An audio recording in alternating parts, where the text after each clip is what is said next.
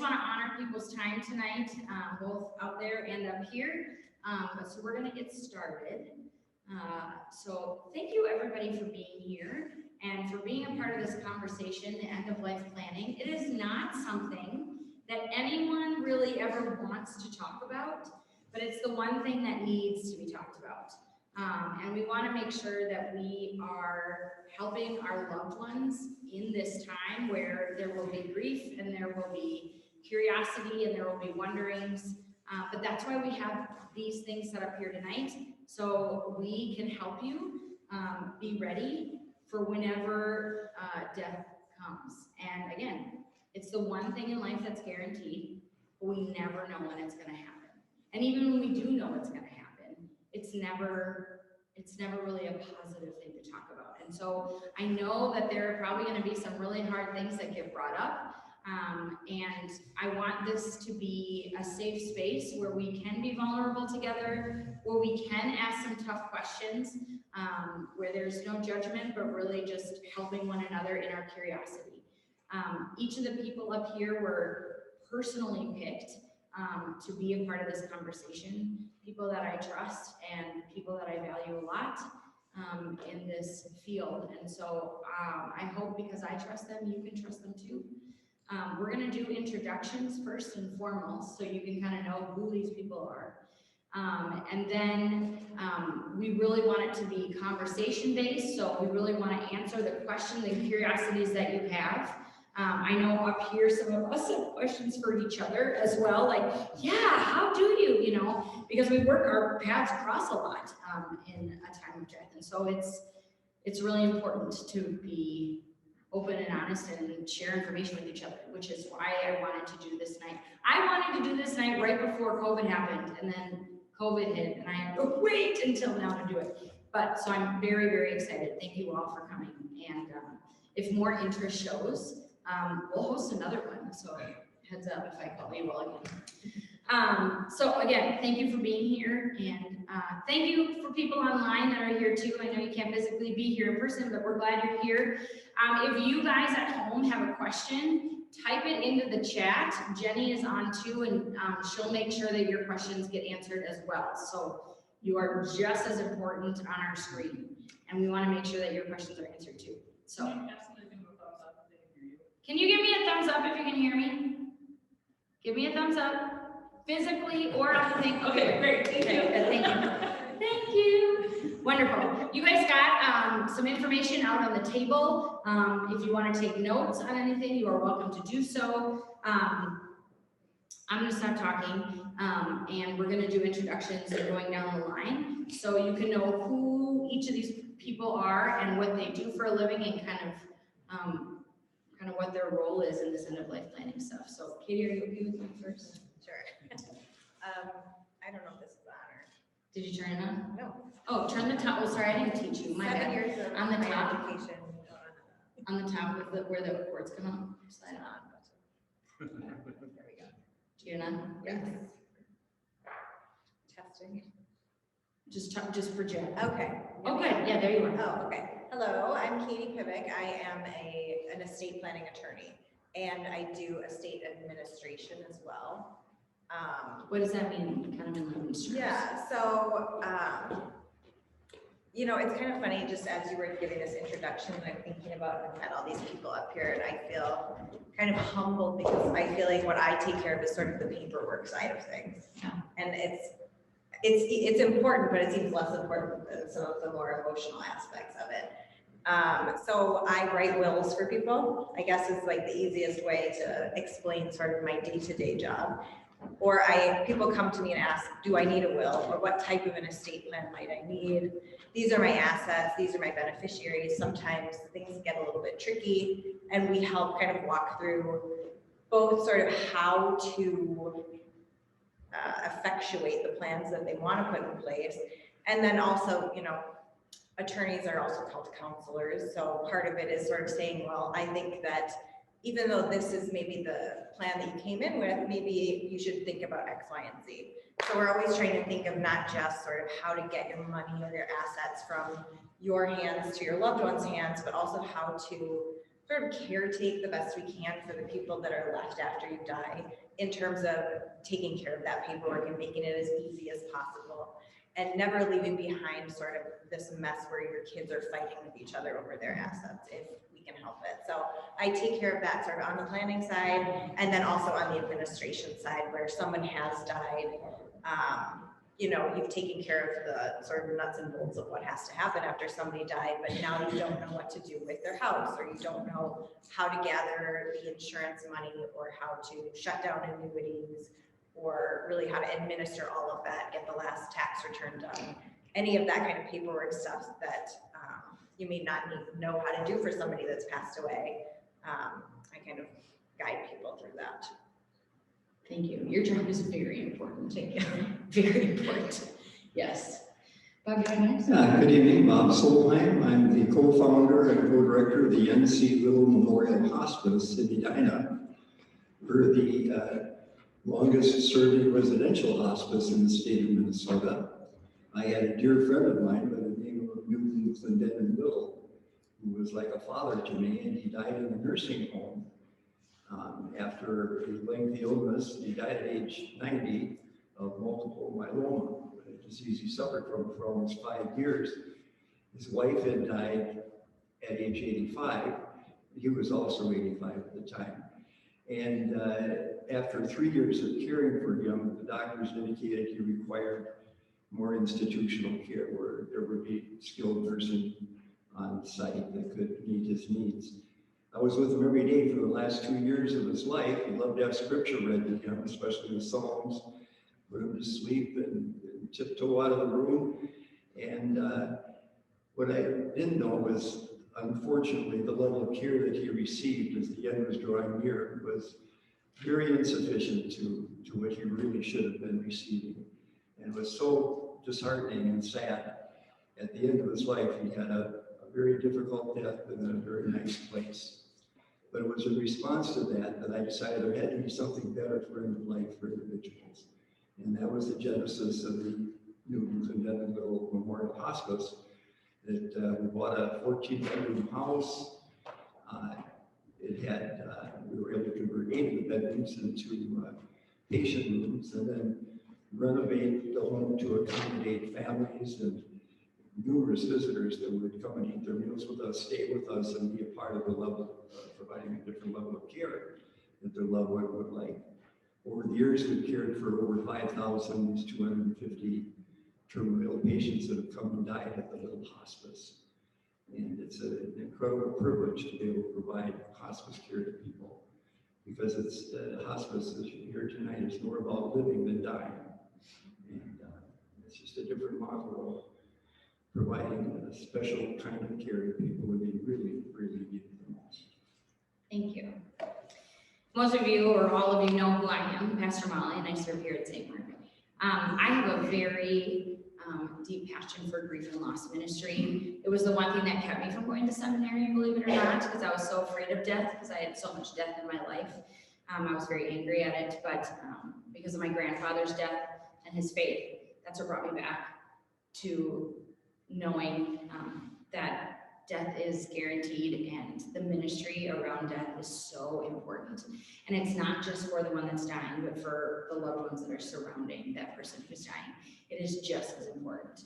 And I went to go visit Bob at Little Hospice, and we sat for like 2 hours and talked about hospice ministry and the things that they do at that hospice, and the experience I've had working with hospice, in-home hospice nurses have been just powerful beyond belief, and it has only made me more compassionate about it. And so I think it's super important that we are caring for one another in that time, whether it's unexpected or it's long-term, and we are trying to work our way through the day after day after day. So I'm very, very grateful for this evening, but also what's going to come out of it in the long run. So there you have it. And I'll be talking about like the funeral service pastor side of end of life care and that sort of thing. Now I have to go after. Are you on? I don't know. It should just be on. Just talk up to it. Hello? Yeah, you just have to get real close. Good start, huh? No, you're good. I'm Rick Beast. I'm a funeral director. I work at Mueller Beast Funeral Home on Thomas Street. Unfortunately, I recognize a couple of faces, so sorry you had to meet me before, but Pastor Molly invited me to, talk about my side of things, which is probably kind of self-explanatory from just an introductory standpoint, but I know a lot of people always have questions. It's not too often you get to just sit down and ask a funeral director questions, so that's kind of what I'm here for. But it's been great working with Pastor since he started here, and we've been here for about 20 years in the Lino area. Our firm goes back to the St. Paul era, where my grandpa and people before me, there was no hope for me from the get-go, but just a family business trying to keep it going. So, thanks. Thank you. My name is Linda Anderson. Yeah, you're on. Good. Okay. I am a registered nurse. I work for Align Hospice, and I have been a registered nurse for 23 years. Have not been in hospice for that many years, but for a few years, about at least 4 years for hospice. And I visit homes and facilities. This is actually my area, so I see residents, families throughout this area, and I am very blessed to be able to be in homes and facilities, and I do on-call visits. So with hospice, we do 24/7 visits, and so if somebody is in need of our services, we will come out no matter what time of day it is. You can reach a nurse at any time, and then we provide those services to families when the need is there. And so I hope to share some things that might enlighten people and to understand the benefits that can help them through these times at end of lives. Thank you. So, I want to open it up again. Like I said, I want this to kind of be very conversational based. So if you are scared to be the first person to ask a question, I can, but I want to, if anybody has any questions right off the get-go for any one of us in general or anyone specific about any area of work, speak now, raise your hand, not all at once.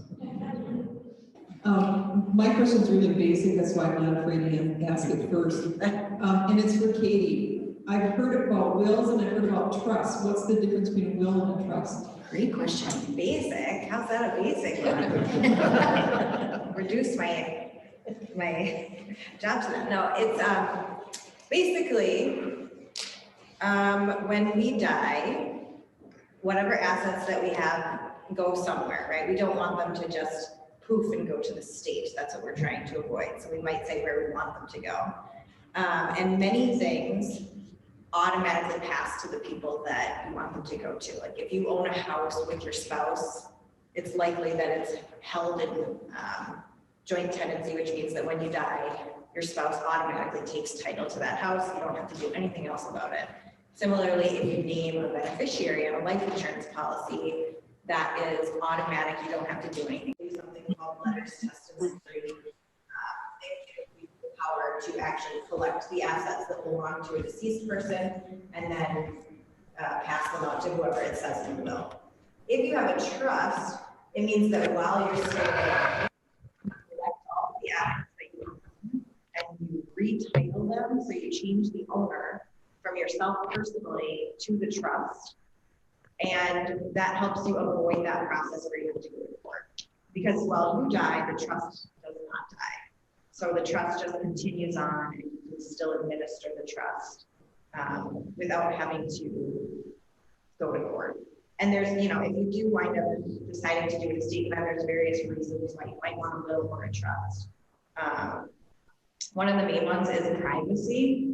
So a will becomes public record when you open up a court filing. So anybody in town can get a copy of your will and read it and, kind of insert themselves into your business. Whereas a trust is kept out of the court, so it's more private. It can also help kind of avoid creditors, or it can just be a little bit of an easier process for the people that survive you to administer. So I'll yell this. So the state lawyer handle. Yep, a lawyer who does estate planning or administration can help with either of them. Do I answer? Great question. Yeah, that was one of the Thank you. questions. Nice job. So how do I go about my my mother had a trust and did not do this, and now we are messed up in probate. Okay, so I mean, that happens a lot more commonly than we would, I mean, in a perfect world, all of my clients would take all of their assets after I, painstakingly craft a trust for them, they would then actually fund the trust so that it works. But in case it doesn't, when I'm drafting a trust, and any estate planning attorney does this, we always also draft a will that says, if I miss anything, dump it over into the trust. So, right, that's called a forward will. So to not answer your question yet, what happens in a situation like yours where we missed an asset is that you do have to go to court and open up that probate to move those assets into the trust.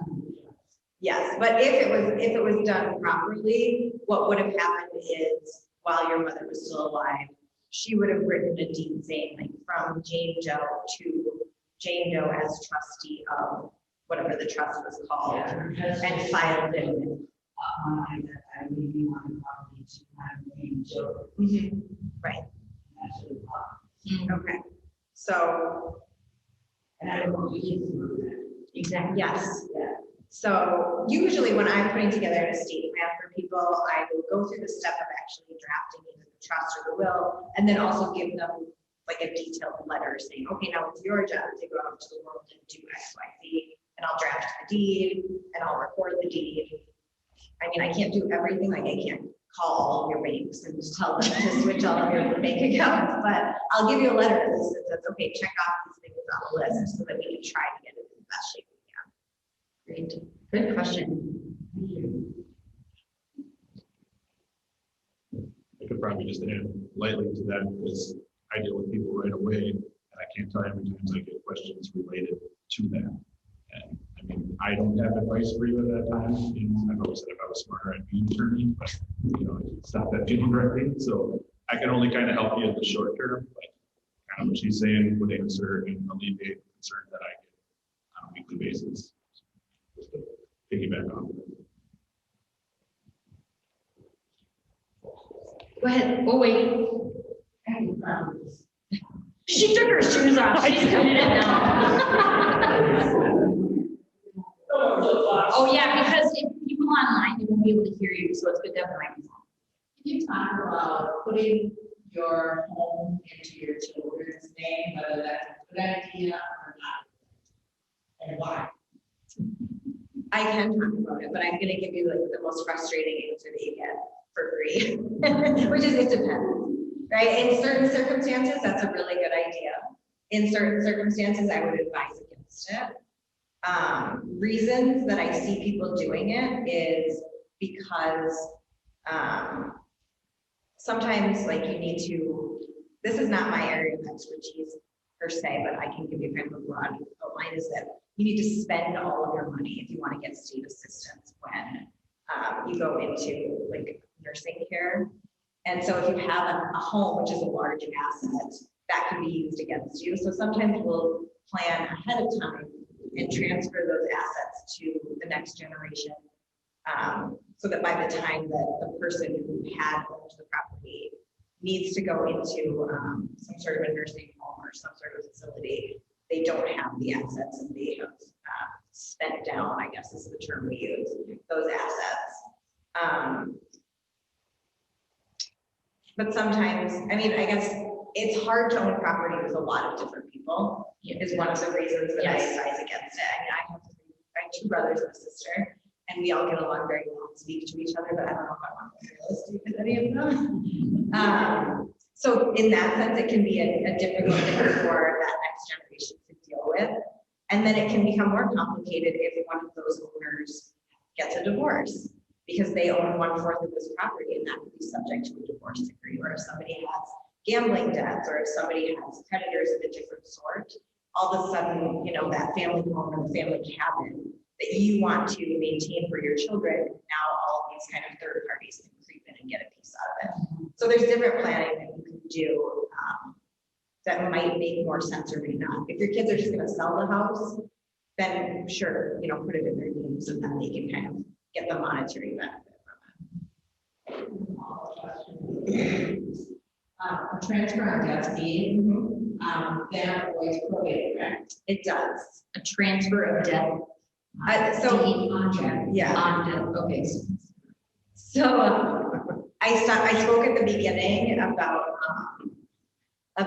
beneficiary designations, where like your insurance, you list somebody as the beneficiary who gets your insurance. A transfer on death deed is a beneficiary designation for real estate. So you can submit, you can record this document in whichever county your property is in that says, upon my death, give this to, and you can say, you know, whoever you want. Or if two people own it, you can say, upon the death of the second of us, give it to these people. And there's certain things that you have to do to make that effective after you die. But yes, generally it avoids probate. On the same topic. Yeah, there's See? I told you.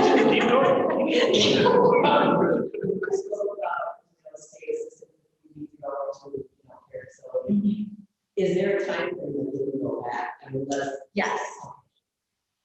And like I said, it's not my area of expertise. I believe it's a 5-year clawback. I think it's 5 years. Okay. My son is 5 years. Yes. 2-year-old, okay. Yeah, no, he's good. But that makes it hard to plan too, because you're like, okay, how do I know when it's 5 years before? You can't. Right. You can guess, but it's hard to gauge that. So you kind of just have to trust the process. Yeah. Don't mind me, I'm just gonna be walking around. Oh, there's a question.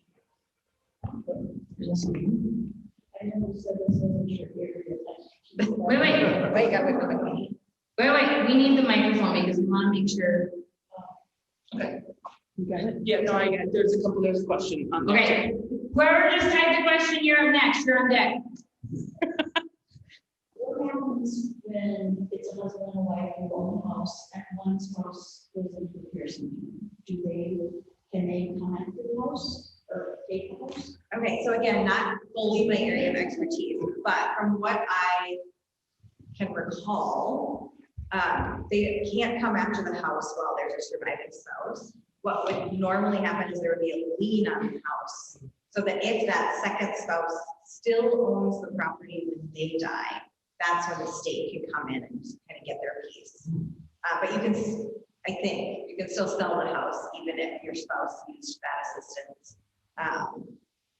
It's just that if you then decided to give that property to your children upon your death, before they get it outright, there's a lien on the house. Daryl did say online that you can put the property in land trust. I don't know if that's something. Okay. Sure, no? Thanks, Daryl. Oh, Well, I'm not making faces at Daryl. I just, like a land trust, I don't know exactly. I mean, I guess that would be any trust that owns property that has land in it, so you can put property in trust. If you are the grantor, like the person who's, I'm using a lot of terms, I'm trying to think of the common words, where if you're the person who creates the trust for your own benefit, then those assets would probably still be included in what your estate is. So you'd have to put it in a different type of trust. But if you do have those concerns, those are definitely all really good reasons that you would go talk to an estate planning attorney. Did you have a question? Yep. What's your question? Rick. Rick! You're up!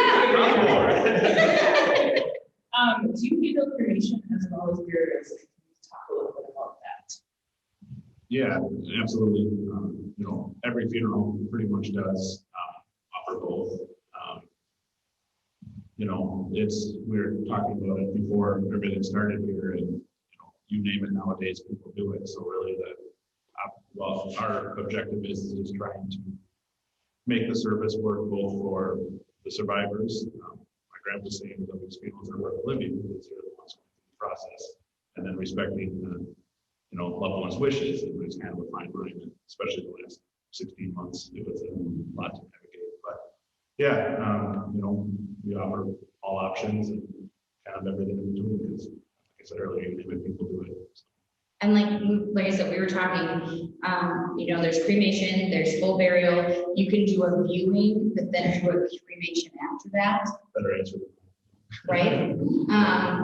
So some people want a viewing, but they don't want to be buried, so they want to be cremated. And so you like, I don't mean to be like less than, but you can like rent a casket Yep. for the viewer. Yeah. it's That's a probably- thing. It really is a thing. It is, it's the worst named product. I know, I hate to say it that way. I don't know who came up with that one. Yeah. it's a Yeah, real- you rent a casket. We for the brainstorm, but again, we're not Chinese, so. Borrow? We just I got the don't- name. Yeah, I mean, you're right, there's viewings on cremation, and, you know, I've always kind of looked at it as 2 points. There's kind of what the state calls disposition, which is the burial and cremation, and then the services. And they're almost two independent things, because you'll have a full visitation service here at luncheon, and it's an urn, or you'll have a casket that we just go bury. You know, so it really just depends on what you want to do. Right. And there's green burials, so if you don't want to be embalmed, but maybe you want to be, they have these kind of, these pods that rise and go in that are biodegradable, and you can be buried with a tree or a shrub or something. That's a thing. Isn't there like a water? Yeah, there's, off the coast of Florida, someone can scuba dive down with the cremains. Oh, no, I'm talking about like, All the water, it's like, yeah, it's like a water- reservation. it's Yeah. called. It's a chemical process. like breaks your body down to the. Yeah, If cremation kind of throws you up. Like I said, you guys, you have options galore. You can send your ashes on, into space.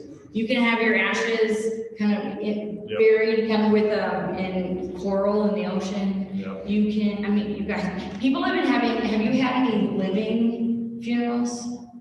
No, not yet. Where people attend their own funeral first, like before they die. Like they have like a goodbye party in a sense. Yeah. So they have a living funeral. So then they're there for it. People can like say their goodbyes. That's a thing. Like Yep. the sky is the limit, I'm telling you. Does that approach wedding territory? If it's like, you know, how you were saying earlier, you prefer. Oh, well, yeah, kind of.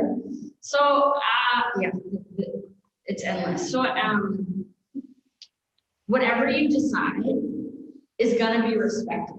And you hope that you don't necessarily have to like sell why you're doing what you want to do. And so I hope that you have loved ones and family members and people that you can work with that will honor your request, whatever it is, and know that you do have those options.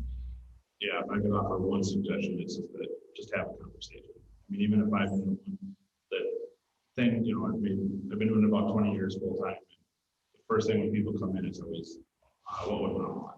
What would dad want? It's like, you know, they're looking at me. I don't know. I know their name. You know, you tell me, Right. but it's hard. You know, I do this for a living and I don't talk about it. I don't want to, you know, but if you just even an overview, it helps. Yeah. Tenfold, you know, it really does. So. I've asked my husband, he was like, I don't know, you can do what you want. And I was like, no, I don't want to decide. I want you to tell me what makes sense for you. He's like, I hadn't thought about that. I'm like, well, I'm gonna need you to, you know, because I don't want to be put in that position where, so it's hard, like I said, it's a hard thing to talk about. It's tough, like to bring over, you know, over a dare conversation, but to be intentional about the conversation. Yeah. Yeah. Yeah. My question is more of a medical question. I think this is directed to Bob and possibly the nursing. I know how. Molly, we had been talking about, you know, choosing your death. I don't remember the terminology for it. It wasn't assisted suicide, but, and then if Bob could talk a little bit about what kind of care is given, what qualifies someone to go into hospice, and then what type of care they're given while they're there, and the I mean, this is maybe getting too detailed, but the difference between a private hospice and a hospital. And home, I think. I think private hospice facility, hospital, and home hospice. I think those are three very, and nursing home too. Yeah. The concept between the hospital or home care in the facility like ours is just a matter of convenience for many people. It's an alternative. It's just, hospice is a comprehensive, medically directed and team-oriented program of care, regardless of the setting. Hospice is a philosophy of care. It is not a location. It's a whole different model of care. At Little Hospice, as an example, we're one of only 14 licensed residential hospices in the entire state of Minnesota. And we opened our doors in December of 1996. And we have some 30 registered nurses on staff at Little Hospice. We have 7 certified nursing assistants that support them. And then we have an interdisciplinary team, just like all the hospice programs have. Medical director, chaplain, social worker, nurse managers, case managers are sometimes called. We have, oh goodness, we have massage therapists, music therapists, we have grief support people. It's a really interesting concept that people can just choose what they want and get all of the services that we offer. Forgive me, I don't remember the other part of the question. What qualifies someone to go in? Sure, that's a really good question because the legislative intent behind the Medicare benefit that really undergirds and supports hospice was that if you elected hospice, you would receive a level of care that is probably superior to most kinds of care because it's all focused just on end-of-life treatment. It's about comfort care, and it avoids unnecessary surgical procedures, perhaps that you would otherwise have if you didn't elect hospice. But the measurement is that in order to qualify, you have to have a physician certified that you have a terminal illness, and that it is measured to the best of their ability, that you have about 6 months or less to live. And then you qualify to enter hospice. The unfortunate thing is that almost everybody enters hospice too late today. Medicare statistics indicate that the average length of stay in home care program is about 80 days. But the median length of stay, which is a better measurement of it, is only 18 days. At Little Hospice, last year we cared for fewer people than the previous years because of the pandemic. But nevertheless, our average length of stay is only 6 days. Almost everybody that leaves says, we wish we would have come sooner, and I suspect that's the case with home care too. Because the curious thing is that people that enter hospice are more likely to live longer with a better quality of life because of the level of care that they're receiving. And as Molly said earlier, is one of my favorite sayings by Augustine that said, incerto omni solum certa, Latin for we believe certain life is bad. And that's what we deal with. But as I mentioned earlier, hospice is really about living. It's not about dying. That comes to everybody. But we can really help people live as long as they possibly can and die with dignity. And studies have indicated that people that enter hospice, especially earlier, will live longer with almost every single illness that a person is going to contract in this terminal. And so you're not giving up hope and saying we're going to just enter the doors of a hospice and lay down and die. You're probably going to live longer and a lot better and improved closure with your family and friends. Thank you for saying that. That's exactly true. Yes.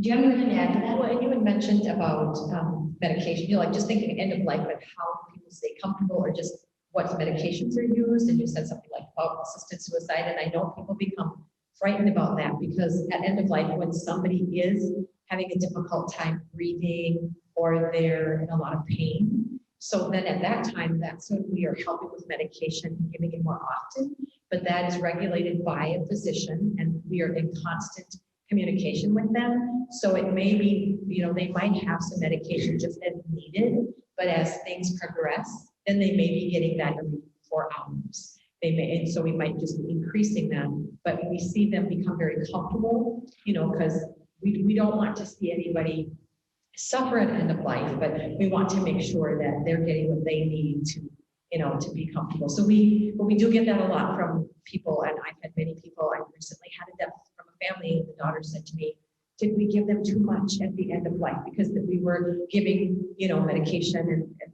then they ended up dying within the next hour or so. but it wasn't about that. It was just about, just comfort. They were very peaceful, very comfortable, but then they did pass. And so a lot of people come up with that concern or question. They get really worried about that. But so it was a good question about wondering how do we help with that process. And I was just gonna say, can you talk a little bit about the hospice in the hospital and nursing homes that you do? And well, hospital, what happens, the hospital is where it begins. So there is a liaison at the hospital, and then they're the ones that will say, or the doctor will say, it's time to consider hospice. So they may go to an assisted living, they may go to a skilled nursing facility, or they may go home.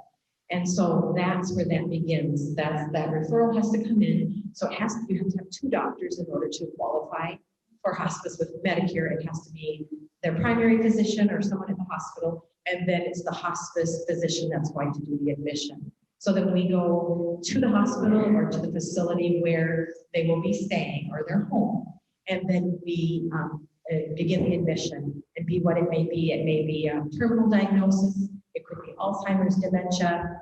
And it just depends on what's going on. But they determine, and that doctor said, this is the diagnosis. This is where you qualify for hospice.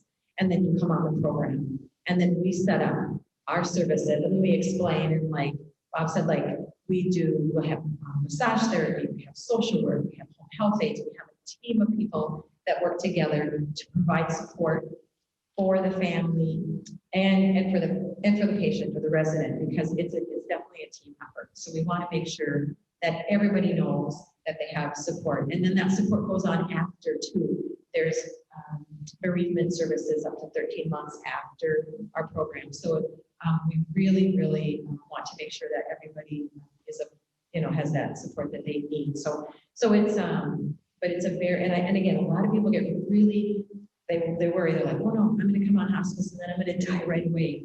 I've had people graduate from our program. We can't say graduation, but they have done better by getting on the program. They just haven't met that life expectancy. They've lived longer, and so then they come off, and then they're doing really well. And we always revisit, and we can always come back onto it. Sometimes people come on and they say, we're not ready. No, we want more treatment. We want to do chemo, we want radiation. And we're like, that's totally fine. If that's what you want to do, we totally respect that, because it is their wishes. So we really are very, supportive of whichever way they want to do that. Do you know? Advanced directives. Thank you. Yes, medical care directives, advanced directives. When someone talk about I can take that one. Okay, you start. Because I think, like I said, I do paperwork. So as you guys are all talking, there's a form for that. There's more for that. So that is a piece of what I do.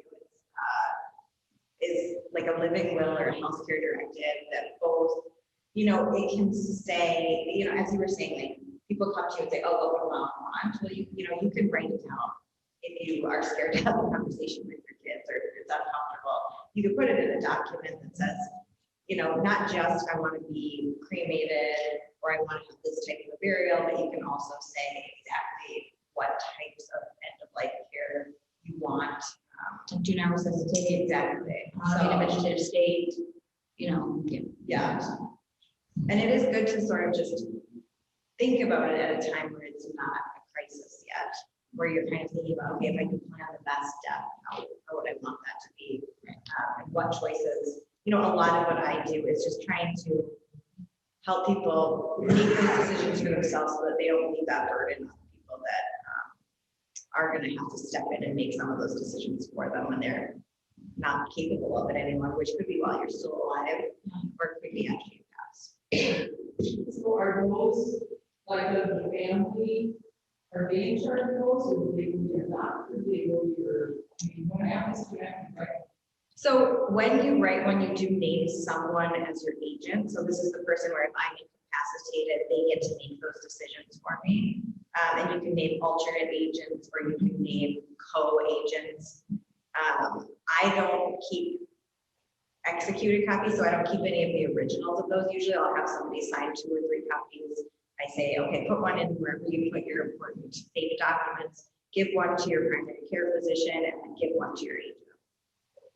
So when we were writing up our wills, I wanted, so Dave, my husband is like my medical agent, right? So like if I can't talk, but we also have a co-agent, which is a near and dear friend of mine who's actually a nurse. So she gets to help be a trusted family friend that can help make educated medical decisions if I can. And Dave's like, I'll do it. So we have her there to kind of help guide him through to kind of what would be the best choice. I know I'm making my husband sound.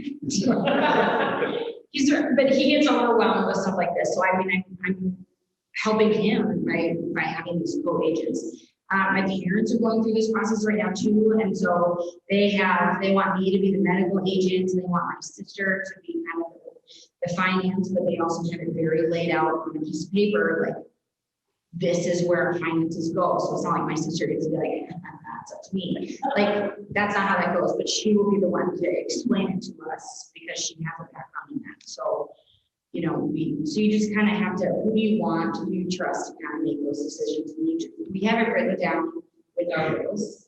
And then I know when I've had surgery before, hospitals have asked you to have a healthcare director on file at the hospital. So you can file a healthcare director at the hospital, which you go to as well. The only thing about the hospital, it's all bets are off like for resuscitation. When you go to the hospital and have surgery, you're a full code. You cannot say, oh, I don't want to not be resuscitated because that's just how it works. That's very different in TV shows. Oh, no. I agree. Because they're like, oh, no. So you have to no, it's full code regardless of your yes, because they are going to make sure they can do everything to keep you alive. I mean, unless you're absolutely, they know there's nothing where you can do, say you're in surgery, you're like, they're absolutely for sure. They'll come out and talk to family, but okay, that's how it works. Yeah. As long as we're talking about the same. Yes. In addition to the importance of advanced directives, which they certainly are, but they're generally by younger people prior to having a terminal diagnosis. Yes. If a person arrives in life with a terminal diagnosis, then there is a document called a POLS, which is an acronym for Physician Ordered Licensing Treatment. And this is a very simple document that has to be signed by your physician or another responsible party, but usually the physician, and only after carefully going over it, just a 2-page document. Very easy to understand, very simple document, but it's then signed by the patient, and it's something that would serve you very well as the end of life actually approaches. It's something that's usually on a pink sheet, and you have it on your refrigerator in case you have any 911 call to bring somebody out, they're not going to put you on a ventilator if you're already dying of, some other terminal illness than whatever was happening in one event. But anyways, the POLS is the document's name. I did bring some with me today, just in case. I have some too. It's okay. There you go. Post it up. Post it up. You had mentioned something about physician-assisted suicide too. That's something that is coming. It is coming. For you, and I wish there weren't, because it is just anathema to the work we do in hospice. People that come to hospice will die peacefully and with dignity and don't have to have a physician that's better able to kill you and comfort you. It's just, it has some emotional appeal to people who say, well, gosh, if my dog gets sick, I'll bring him to the vet and use the knives on. What about grandma? When she gets sick and doesn't feel well, can we treat her with as much dignity? Well, hospice does. Physician-assisted suicide does not. It's and especially from a Christian standpoint, thou shalt not kill. It's really simple. We just don't do that. We love people. Quick question about the living will. Is that something I can just write up, or does it have to be legally documented and signed, notarized? I mean, there's two parts that if you want it to be legally effective, then it has to follow the formalities that the statutes require. So then if you want it to be something where two people are fighting over whether to, follow the directive that you put out, you're going to want to have it signed and notarized and have contained in it whatever the magic language is that the statute requires. If you just want it as a guideline for your loved ones, I mean, I think that's a great start, right? Is to just sort of write it out, even so that you can kind of think about it as you write it out and think, what would I want? And you can share that with your loved ones, so it's not a legal document. So it's a good place to start to kind of organize it, but then I think, yes, definitely. And you sit down with people to do living wills too, right? So you can have that legal. Yeah, you haven't done will parties. Have you done those? I have heard of them, but as somebody who does estate planning kind of day in, day out, there's just so many nuances to every person's plan. Yeah. That it makes me a little bit uncomfortable that people would, go somewhere and we're all gonna sign the same document, even though I have no idea what anybody's specific. Oh, no. So like a will party that I've heard is that you get, if you and a few of your friends or a couple friends want to get together when you need no alcohol to be consumed, obviously, and each couple takes time to sit in with the attorney to like fill out their stuff and the other, but then it gets done. But then if it's going to take a while, you don't want to feel like you're rushed because you have 2 more couples that have to go through, so I get that. But if you know you have all day or all evening and the attorney's willing to kind of sit through and go through it, it's a way to hold each other accountable to get it done. Because it can be a really daunting thing to be like, okay, well, I guess I gotta find an attorney, because it's not something that everyone needs to do it, but it's not. So that's the way that a few of my friends have done it in that sense. So. Yeah, I would just kind of add something on a lot smaller scale, the healthcare directive, because if they were talking about our bigger picture items, will be more and after, are definitely larger than the issue I'm referring to. But when it comes to our standpoint, the rise of cremation has kind of changed a lot of things. One of them is you have to have your legal next of kin authorize us to do that. That sounds simple, and a lot of times it is. A lot of times it's a spouse or it's majority of your adult children. Sometimes it's a big issue. Estranged children come back into play because they're still your child. So if you could name somebody in a healthcare directive, or even just a small part in that does talk about some after life issues, even just saying you wanted to be cremated, that trumps the legal next of kin, because that healthcare directive would be priority. So it's just a really small thing, but we don't see it on a lot. A lot of times you go come in like, well, I got a healthcare directive. And you're kind of jumping for joy inside, and you kind of read through it and you're like, all right, let's sit down. We got to talk here. So, we've had to track down kids across the country. We've had to, it can be a big headache. I used to have a full head of hair. Oh my goodness.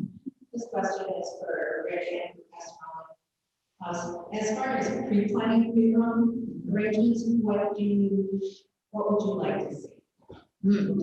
Yeah, so there is a form in your folder that I have created that kind of just gives you the outline of things to think about that maybe you would like to have in your funeral. So scripture readings, and they don't just have to be scripture. If you have poems or song lyrics or things that have meant a lot to you, write those things down. How about music? We have, people that really want to make sure, like, I really want to have this medley of kind of like gospel hymns at my funeral. You should see my funeral page. It's like scratched out, and I put hymns in that I love, and I updated it was but some people don't want any music. Write that down.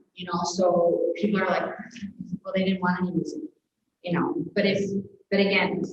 But when you're writing these things out, also know that your loved ones are going to be at the service, and so if they would like, if you don't want music, but you don't care if your loved ones need to hear music, you can put that in there so we know we have some freedom and we're not really going against this. I remember I did a funeral. It was Rob's service, and he was like, I don't want anything. I don't want you guys to like worry about me or like gather around and like be sad about my death or whatever. And we did gather just to do his burial. They were like, watch out, just in case, because we're doing something that he doesn't want. But I said, yes, he didn't want this, but you all need this. And so this is important for us to be here to say our words of love and appreciation for this loved one. And, you put your own personal spin on it. So funeral services are very important for your loved ones that are going to be saying goodbye to. So it's important to give space, whether it's a super short, brief service, or if it has a lot of music and you want a lot of people to speak and that sort of thing. So there's a form in there that kind of helps that if you want people to speak a eulogy. I've been at a couple of funerals where people have written their own eulogies. I've read them on the behalf. I've had people take me out to the ball game as their casket is sussed out. I've had Saints Go Marching In is another good one. Some country music I've had. So it's important to have it be personalized to who you were, because that's what we're celebrating, is who you were. So, and there's a hymn suggestion sheet in there. There's also some reading suggestions in there just to kind of get you started thinking about it. But know that like the sky's the limit. It doesn't have to fit into this box. I mean, maybe don't say you want an open, please don't say you want an open mic at your funeral. Because it's really hard to cut people off when they're trying to give true love and testament to you. Like, how do you do that? So, just to kind of honor the timeline of a service as well. Whether you want a visitation or not, whether you know the night before, whether you want a luncheon, that's another thing. And that's we have a luncheon usually set out here at St. Mark, but we also, if people, I know we've had a member that like really loved this recipe of chocolate cookies, and so the family really wanted to make sure that that was, and so we want to cater to those needs as well. So, and again, we will talk you all through this, but what's nice is if you want to fill that out and you want to bring it to church, we'll put it in your file when you pass, and I gather with your family in the library. They're going to be like, oh my goodness, I can be like, guess what? There's the sheet, and here we go. And, you know, here's where, you know, who was it that, Nora, I think it was your mom that was like, this scripture, but like this version of it, like very specific, or they want a male soloist, or they want, you know, put that in there if that's what you want. Like, we're gonna accommodate you as best we can. Yes, it was. It was, yeah, it was. She literally wrote like, I want this version of this reading, and I was like, yes, she knows exactly. We appreciate that. We're also ready to help you kind of walk you through what makes the most sense, but. I was also gonna add 2 new songs that would be sad either. I went to a funeral one time and like kind of toe tap and the music, and it just made the funeral a little different and a little bit more of a celebration versus bring the tissues and that thing. Oh, mine needs to be part of it. Like, I mean, you can cry. I get that crying is super important and needed in the grief process, but I also, y'all know me, I need part of me, so make that happen. You're still around. So. Yeah, I mean, Yeah. Short answer to that is that the most beautiful services I've seen, been to a few, are the most personal ones. There's just something kind of special about it. My uncle, he's retired. He worked for us back when we were born in St. Paul. It's like, I don't know what you guys do. You had 2 options back when I worked. If you were Lutheran, you went to this church and that cemetery. If you were Catholic, you went to this church and that cemetery. You know, so like a lot's changed. But in regards to pre-planning, I mean, it's again kind of all over the map. It's everything from just sitting down and putting your wishes on paper and keeping that on file to, I mean, planning everything down to the detail and financing, you know, paying for the whole thing in advance, which we kind of alluded to some of those issues earlier with, you know, look back periods and medical assistance and thresholds. I'd probably say that's the vast majority of pre-arrangements as far as funding that we do are people going on medical assistance. The threshold now is $3,000 in assets, which isn't a whole lot nowadays. And this cost of care, you know, increases too. Those assets can dwindle a lot at the end of life, so people do have to come in, and they recommend it, which is nice. Because then if you pre-fund a funeral, it goes into an insurance product. That money's sheltered, so you don't lose it. You go on medical assistance, it's there for the funeral services. And there's a lot of more details. There's a little pamphlet if you can't fall asleep tonight, take that out. Sleep in no time. And like, yeah, that's the vast majority. But I mean, again, just get the wishes down on paper. And one of the little caveats is you're not locked into anything. Thank you, yes. Everything can change, which, you know, in theory, it was always a good idea. Little things would change, you know. Mom lived to 101 and her friends are gone, and, you know, family moved away after them. You know, we don't have a night before visitation anymore. But in the last 16 months, that was huge because you couldn't do what was pre-funded. You put away $1,000 for a catered lunch and have a luncheon. What do you do with all that? So if you're not on medical assistance, it just goes back to your state, which that's your problem. then that goes there. If you are in medical assistance, it does go back to them, but in the big scheme of things, it works out. So I hope that kind of. And that's the other thing is we all talk to each other too, not specifically us, just up here. But there's a lot of communication and overlap that happens. You know, I would love to hear more from the hospice nurses that have had experience in the life. They really responded to this, you know, and if family's not able to kind of share that, of course. I mean, I would love to hear some of those things, or when something came out with you talking with the family at the funeral, you know, that maybe they didn't share with me, you know, making sure that we're all on the same page and making sure that we're doing and working together to make this all possible. And you're looking for you as possible. You guys are- Well, I was just gonna say, I mean, kind of the running joke on our side of things is we're just kind of the middleman. Because really all we kind of help you do is navigate all the pieces that come into play right when the loved one passes. You know, how do you get your loved one from the hospital? How do you get them to the cemetery? You know, who calls the church to see what days Pastor Molly can do the service? You know, who kind of helps orders to the death certificates? How do you get an over in the paper? Just all these little things that, you know, we know how to do because we do a weird job that most people don't have to deal with every day. So, you know, we just kind of help navigate you through those first few steps. In a way, I mean, I've been through it personally too. It just kind of gets you back on your feet, you know, after you've been through a lot that you guys have come through, you know. Can you say a little bit more about pre-funding and we get this solicitation in the mail like all the time? So can you just talk a little bit about that time and what that is and how we you know, I might be a little biased because I work for my family's funeral, but I would pre-fund through the funeral home that you're going to use for your services. There are third-party, you know, pre-funding end-of-life insurance.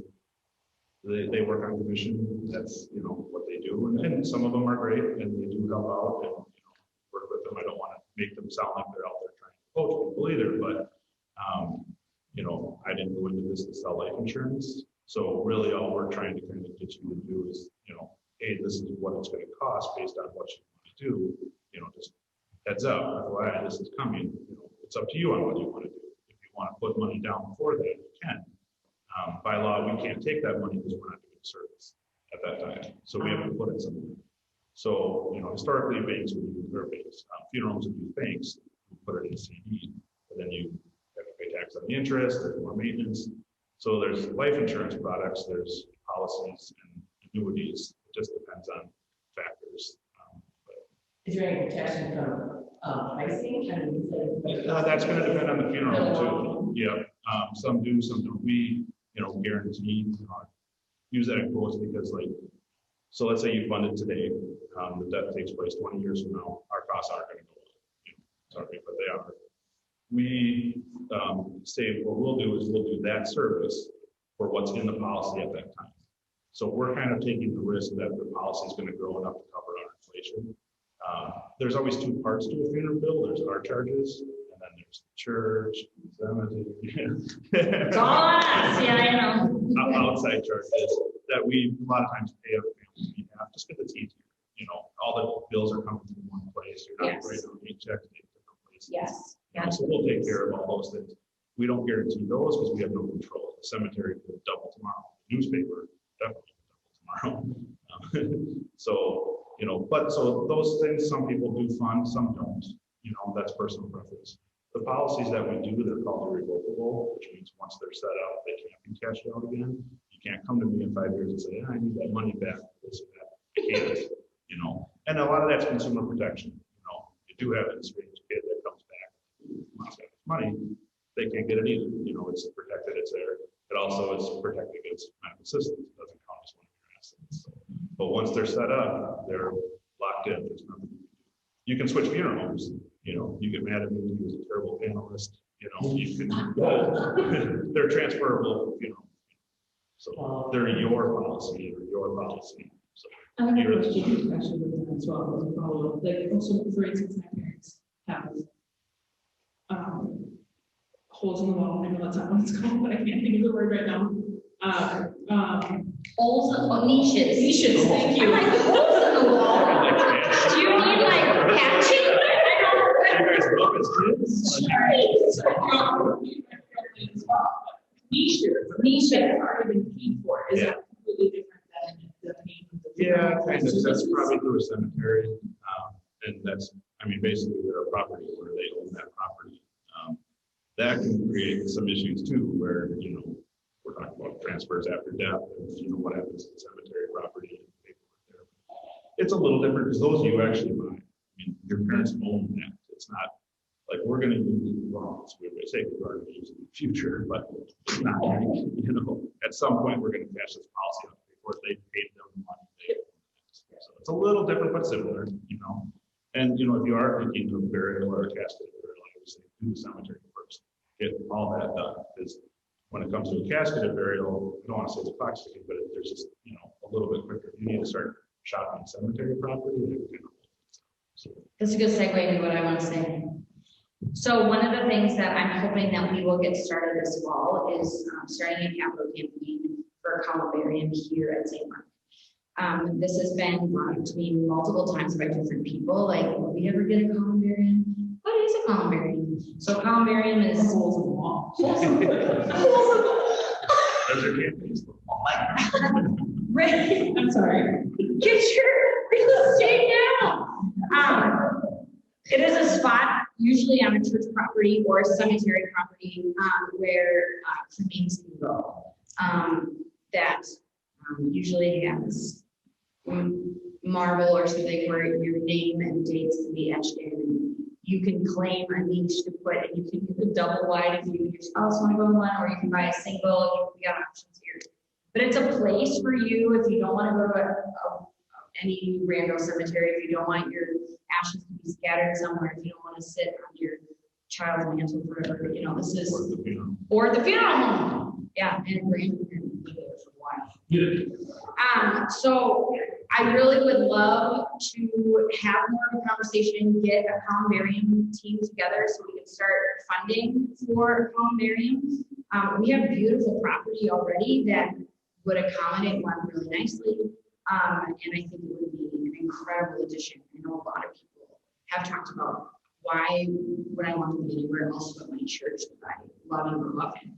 And we have the tree out there, you know, when we buy leaves for those who have passed, that we have this memorial tree. And this would kind of be an extension of that, a place where you can actually come and visit where you're living. So know that that is on the docket, hopefully to start the talk this fall. So we're starting the basic conversations with a couple of companies that build them. And so we can start figuring out what the funding would look like and the landscape and figuring that all out. So know that that would be in the works starting this fall. So if you have any interest in serving on that team and getting that going, you can come and talk to me. But I was really hoping to be able to bring that up to you. Just let me walk right into it. Thank you. What happens if some awful thing happens and St. Mark closes down? Yeah. Due to lack of interest 50 years from now, what happens on the bike? Will you take it? Backup plan! Rick personally. Yeah. Do you know what happens? I don't, but I mean, that's even a question for cemeteries. That's true. I mean, if churches have cemeteries and There's cemeteries now that are doing very well, and I don't know. I don't. that would be part of the conversation and learning about this, that if That scares me. I know it does, absolutely, and we would want to make sure that we would have a plan in place that there would be a plan in place of where those would go, whether they were buried properly in a backup location, or, you know, it got moved to, if the church was gonna maybe lose here, but maybe wanted to plant somewhere else or whatever. I think there's ways of making sure that they're accounted for going forward. Will you just repeat the question? I don't know if they heard it. Oh, the question was, what happens if, like, the church, for some awful reason, people lose interest? Don't say that. Not while I'm here. So, if the church, something happens to the church, what would happen to those niches or those bodies? Where would they go? Rick's backyard. Yeah. So, no, we would make sure that in the plan, there would be there would be a plan in place of what to do with the niches and what to do with the remains, after, if that were to happen. Yeah, I can't even think of any statutes that cover anything like that. It's different with cremains. Yeah, it because is. The state recognizes final disposition, and they classify that as burial or cremation. So once the cremation's done, you name it, it happens. I mean, you're not supposed to scatter in public land, but they're scattered everywhere. They are. You know, I use the story of a kid I went to grade school with. His grandfather had passed, and he was cremated. He wanted his ashes spread where he met his wife. Sounds beautiful. Met his wife at a bar in St. Paul that was closed, and the freeway went through. So they drove down the freeway and scattered his ashes. So Like out the window? yeah, Oh. that was his wish. So again, funerals are for the living, you know. But so I mean, you know, I don't know what they would do with a bunch of cremains 50 years down the road.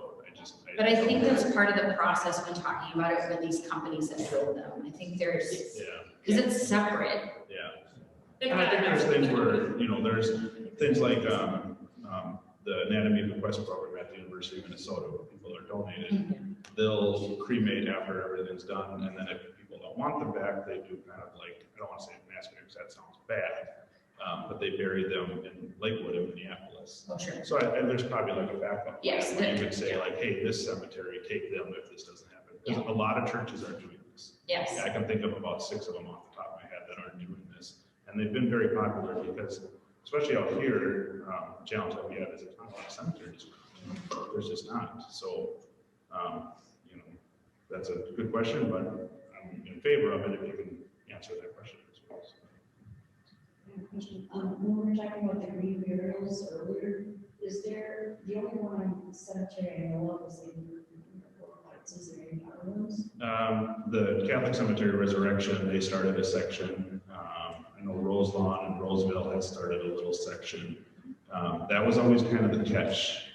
Green burials have been around for quite a while, but good luck finding a cemetery that you can do a green burial in, because they all require, you know, a burial container, which is the vault or container that you go into, and right away that makes it not green. Right.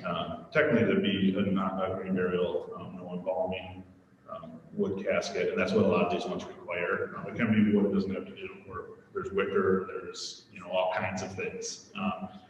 Seeing an uptick, especially now where there's places you can do them at. The one at Resurrection is kind of neat looking because it's just it looks like a prairie, and they just did like boulders as headstones. So when you kind of glance at it, it's just kind of looks like a prairie. It's beautiful, but that was always the catch, was the where to do it at. So, Right. And then Embry-Riddle Heights was the only one that I knew of for a long time. But it's starting to become more of a possibility and awareness. So I think you're gonna see more of it down the road. It's coming, I think, absolutely. And technically, it is way more green than cremation. It just is. Yeah. Okay, I have 2 questions. One, what's the difference between palliative care and hospice? You want me to answer? I don't care what's going. Either. She said, I don't know.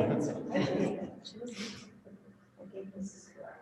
Palliative care is to keep a person comfortable, but if they want to go to a hospital or continue to have life-saving measures in place, they can. Hospice is they are no longer going to do any kind of life-saving measures and continue to keep them. Sure, it depends on what that life-saving measure might be. If somebody's choking on a piece of meat that they're suffering from heart disease, we'll resuscitate them. And you can still have, take antibiotics if you're on hospice. It's all, anything that is related to comfort, and that certainly would be, yes, but that's a very good definition that you said, very good. Can you repeat it so those who maybe didn't hear it? Yeah. So palliative care is if you wanted to, well, you're usually like working with your physician, you're using, you know, if you want to do advanced cares or like your baby's still in chemo radiation, anything like that, you're taking those measures and you're doing that for comfort. But if it gets to a point where you're like, okay, I don't want to do any more of those things, I want to just do comfort cares, meaning hospice cares, then you would just do that. But it doesn't mean you're not being comfortable, like you said, antibiotics, or you might have, if you did have like even difficulty with eating, swallowing, then we would just do like a thickened diet, liquids or anything like that. Because we want you to be comfortable with your eating and everything like that. So we'll do everything we can to make sure that you're getting nutrition and having that comfort. And not having to go to the hospital. You can stay, we come to you, the hospice or hospital or your cares comes to you. So that's how we look at it. That's super helpful. And then my other question is, I've been getting this a lot more when I'm at when someone is actively dying. Loved ones wonder, do they want us all here around them so then they can die? Or do they want everyone to leave the room because they don't want to die in front of everybody else? So I'm like, well, I don't know. So I've been starting, when I talk with end-of-life planning with people, I bring this up, because if you don't know, we kind of give the opportunity for both. We can gather everybody so they have this opportunity. Okay, everyone's in the room and now I really want to go. But then you also want to offer up, like, let's all go get a cup of coffee, or the person will go to the bathroom real quick and the person almost like will actively then die when they're gone because they don't want to die in front of their loved ones. And so, not like you can maybe make that, I don't know what I want. I don't know if I want everybody there. It may not be a decision you can make, but it's a conversation to have, I think, just because that's a big struggle that loved ones have, is like, I can't leave their side because I don't want to leave them alone. I don't want them to die alone. But then others, maybe they're hanging on because they don't want to die with someone. So, I mean, how have you handled that before? Jenny, what were you? I was just going to add to that. So I had that firsthand experience actually with my grandmother. My mom and her sister would always say, "We'll see you tomorrow, Mom. We'll see you tomorrow, Mom." And she kept hanging on to see them. And then the hospice nurse actually said, "I think you need to just say goodbye to her. And then instead of, I'll see you tomorrow, Mom." And she passed away that night after my mom and my aunt said goodbye to her. So my grandma was definitely holding on to see them the next day. So that's a very good question to bring up. I mean, I don't know. I see that a lot too with families, and they don't want to leave. Like, I'm not going to leave my mom. I'm staying here till the end, and that's okay. You know, we just encourage that if that's what they want to do. And we will say though, they may just slip away when you step up to the bathroom or something. And so then they get they try to be close by. But I personally can say I experienced that about I'm losing track of time, but about 6 weeks ago, we had a family member that was on hospice, and we had another family member that passed away. And so I had to say to my family member, and I'd been caring for this family member, and I said, I really need to be with somebody tomorrow. I have to be with our family tomorrow. I have to go now. I'm going to go home and I'm going to rest. And I literally left, and I got almost to the freeway, and then my son passed. And so then I was able to turn around and go back and to be there with him, and had to call the funeral home. And experience with that is he has 3 daughters, and 2 of the daughters were there, and they had to sign for the release of the body. I, as his mom, couldn't do that because they're the next of kin. And I didn't know that as a hospice nurse. Of all the deaths I'd taken care of, I had to, they had to sign for, for them to take his body. So I do know that he was hanging on, and then I kissed him on the cheek and I said, I'm gonna go, I love you, and I know you're going to be okay. And that, Mom really needs this. And then he went. So, and everybody's so different, and I know that. So everybody's experience is so different. But I've had many amazing, wonderful experiences with family present. I one time had an experience where a family was in the room, and I knew the patient was close. I just knew it, I could tell. And I walked in the room, and the 2 daughters were sitting there. I said, I'm going to let you have some time. Are you okay? And they both looked at me and they're like, well, why? And I just said, I'm going to step out, and it's all right. You just take some time. And literally within 5 minutes, they had passed. And the family was able to talk and say some things. And then the next day they said to me, wow, we didn't know why this was happening, but by you doing that, we were able to say our goodbyes in a way that we wouldn't have been able to do. So it was just really cool. Some of those experiences that I have really happen. And so it's a real special experience to be able to provide this help and care for those in need at this time. So I've had great experiences. Now, You have a question back here. now for something completely different. Okay. So let's say I want to plan my funeral down to, I want to know which urn, what I want to earn, all that kind of stuff. Do I just like call the funeral home and say, Can we come shopping? can I come shop? Is that- I've heard worse. Yeah, I mean, we just set an appointment time, something that works for you and for us, just to make sure we have a director available. Our line of work is kind of random, you know, everything changes when the phone rings, but like have an appointment time to make sure we got someone, and then, yeah, we just sit down and kind of go over your wishes, what you want, you know, pick out merchandise if you want to go that far even. Some do, some don't. Sometimes we just do estimates, but give you a price estimate from that, and even that, like I said earlier, that's awesome, just to have that, that's your wishes, you know, we know right down to the urn what you wanted.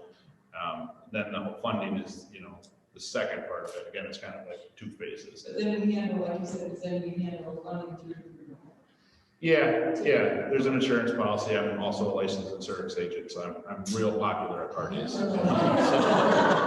Man. Record and licensed insurance agent, you know, so, yeah, we can set everything all up at one time. Yep.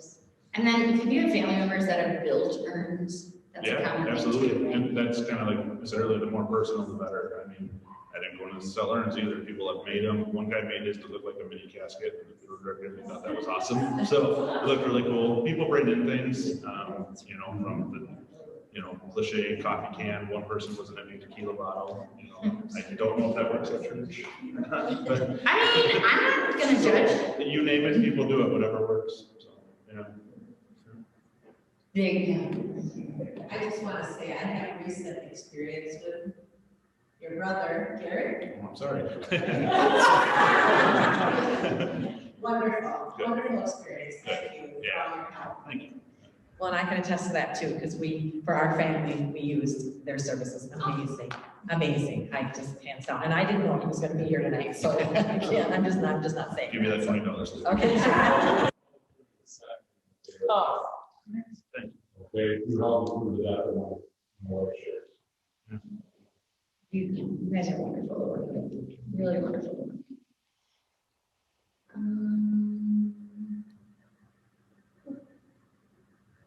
I have a million questions, but that's just me. But what other questions do you I guys have have? questions about eagle babies. You guys had mentioned you make questions for each other. Did any of your questions get answered? I did. Yeah. I had more, you know, state things, we get that a lot, so, yeah. I would say though, it's really important about if the healthcare directive or, yeah, just people, so we know who can make decisions, because recently I had a 3 o'clock in the morning visit and we could not find healthcare directive or power of attorney or anything like that. And so we were having a very difficult time having the body released. So it really does happen. So if people are organized and have that in place, it's huge. So it's just something to really think about, which is very, very helpful. So how do people decide if they want to die at home, to have in-home hospice care versus going to Little Hospice or going to another facility to die? I mean, is that, Can you take tours? can you take tours? Yeah, like, can you come and tour the Little Hospice? Sure. You know what I mean? Like, That's that's right. part of my question, like, how do you decide? I mean, I haven't toured it. Yeah, and you know, I think it is too, it depends on the family and what they can provide for their family member. Yeah. Because sometimes there might be somebody that just is able to handle the cares and they're like, no, my family member's staying home, they're not going anywhere. But there's families who are like, I can't do this on my own, I need the support of the hospice or any place that is a hospice facility. And that's why they go there, and that's okay for them to use those services. But others want to be at home, and that's their wishes, and we do whatever we can. And there are services that they can hire additionally, which is separate from what hospice can provide, because we can only come in for so many hours a week. I was about to say, hospice doesn't come and just stay at your house. And that's, I think, a misconception people think. Right. Is once you're on hospice at home, someone's always there. And I just remember a spouse being like, why are you leaving? What are you doing? I can't. What are you doing?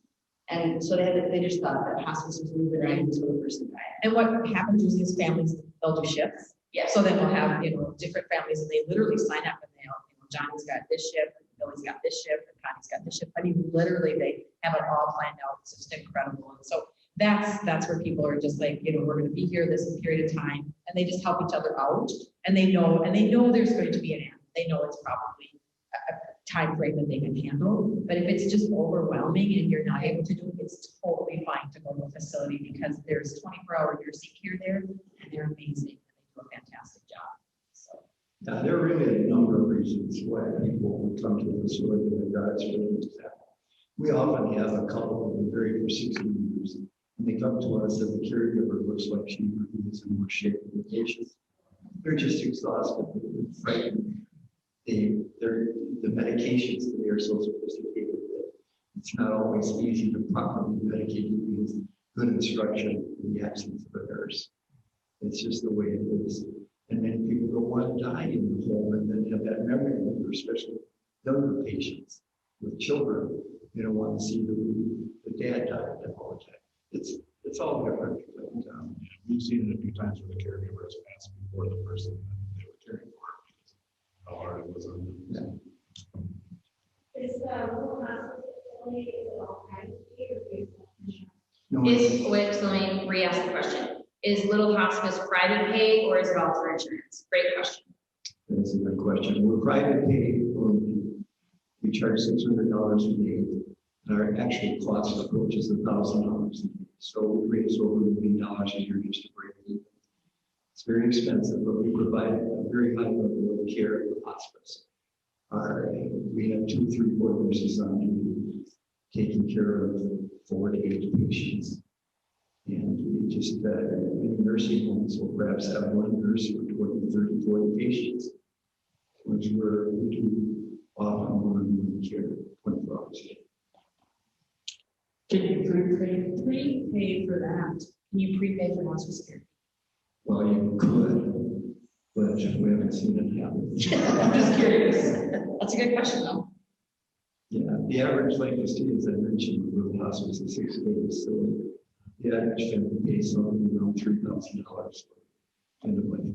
What's your longest stay that you've had at the hospice? Well, we had a heart patient that was continually every 90 days was being recertified. Actually, so it was for 2.5 years. That is a real anomaly. We have many patients that are there for 2-3 weeks, but they usually have been cared for in the home setting first, and or perhaps in nursing home, but often the home setting where pain is escalated, symptoms are just becoming unmanageable, and so we take patients on IVs. We provide care for patients that other places won't accept. There's an age or religion, doesn't matter, technical illness doesn't matter. We take care of all patients as long as it's a terminal illness, it's sort of like a physician. It's a real ministry for myself and our associates there, even though we're secular by nature, we do not have any kind of religious agenda. We have people from every walk of life that comes. But for me personally, that's my driver, the bedside time people almost every day of the week. Literally. I know in assisted livings too, there's been quite a few times where I've transferred someone out of there because assisted living cannot provide the care that a skilled nursing facility can or hospice facility. So I've had to do that because they just need more care than they can receive. So that's something that people need to be aware of as well, that just because they go into an assisted living, there is options as well as that too. So wonderful care that we transfer, and we work collaboratively really well with the hospice facilities. Like we have WEDA, which is a facility in Brooklyn's Park. I think I get my Brooklyn's correct, but or any other facilities, we will coordinate with them and say, we have this patient. Our social workers will call them and say, you have openings, and then we coordinate them to transfers out. So it works really well. So just wonderful facilities that they are. I have a question about long-term health insurance. No. Long-term care. Long-term care insurance, can that be used at these facilities, for hospice facilities, or comes out? It can, but it's often a disappointment to people.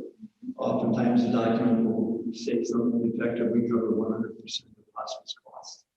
But it's not what the hospice charges that it's based on. It's based on what they predetermined losses.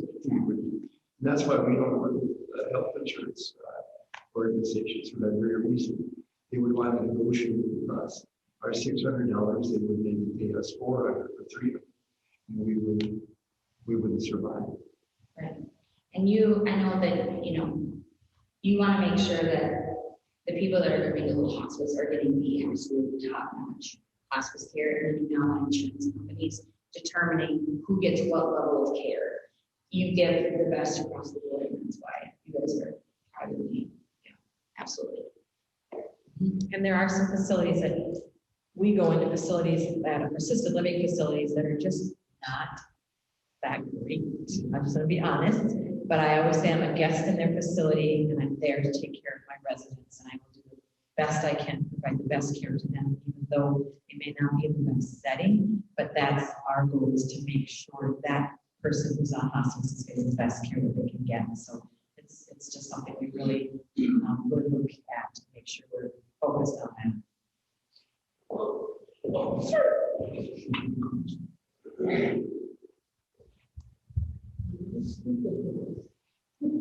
Okay, never speaking. I want to thank Elena. They were great with my mom. And she was 3 weeks. She was alone at home. And I was so glad that I was there with her. When she did pass, I was getting up. Her room was right by mine. She was roaring like a banshee. And I had gotten at 4 in the morning on Sunday, and she took her medicine. She had been snoring. At 6 o'clock, I woke up, and I did not hear her snoring. So I went in there, and she had gone in that time, and I was gone. So, because I had my favorite kids, said, rest. And, but Elena was great. They had people come and do their best. And that was so good. Because it made us feel good too. And I can't say enough. And we had her in a year ago, at a nursing home place because she hadn't had certain injections every night at 7 o'clock at 8 for 7 weeks. So I couldn't take her to the hospital every night. So we put her in some place, and they tried somewhat, but she was kind of had the maturity, so she was feisty. She was feisty, yes. So, but it was good to have get her room, and then she did live a few months after that. Thank you for sharing that. Yes. Thank you. Yeah, that was, they were the greatest, and they were there, and we called, and everything, so, yeah. Thank you. I just want to add that I just want to have a shout out to the counseling that's provided after that. Guys, I just ended my counseling a few weeks ago, and I thought it was excellent. Very grateful for that. Yeah.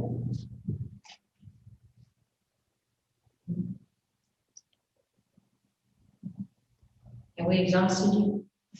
We exhausted you here tonight, guys. It is 8:06, and so I want, if you guys are okay, just sticking around a little bit, we'll kind of formally end, but if you have any direct personal questions to any of us up here, we'll stick around for a little bit, just to kind of touch base with you, if you have any personal one-on-ones you want to ask us. But thank you for opening up and showing your concerns and wonderings and questions about this. If anybody has any follow-up and need to get in touch with any of the people up here, I hope it's okay if I pass along your information. Ask if they have questions. If you guys think of anything later on, you know, feel free to make that known to me, and we can put you in touch with any of us. And then if we have more need, again, to do this again, because other people I don't want to do and couldn't, we could possibly have another one of these down the road. But thank you again for coming on. Oh, yeah, Nancy. I will be passing out donuts at the door. Oh, there's donuts at the door. Okay, Nancy, coming too. Before we leave, I do want to close us in prayer, just because we're here at church, and I just think that it's an important time to just give recognition for that. So let's pray. Oh, gracious God, thank you for this time together, for us to open our hearts and our minds to what is to come in our future. But we know that you guide us through all of this in whatever capacity we need it, by putting people in our lives that help care for ourselves and for one another. So thank you for each of the people on this panel tonight, for their hard work and service and dedication to what they do. As they walk alongside people in their life that go through grief and loss and death and dying. Thank you for everyone who is here tonight, who came with their questions and concerns. Be with those who could not be with us tonight, and may we be able to offer them peace and comfort in whatever way we can in the days and weeks ahead. May we leave this place safely and soundly, and may you continue to walk with us and guide us each and every day. We pray all these things in your name. Amen. Amen. Thanks, everybody. We'll stick around for a little bit. Otherwise, you are free to go.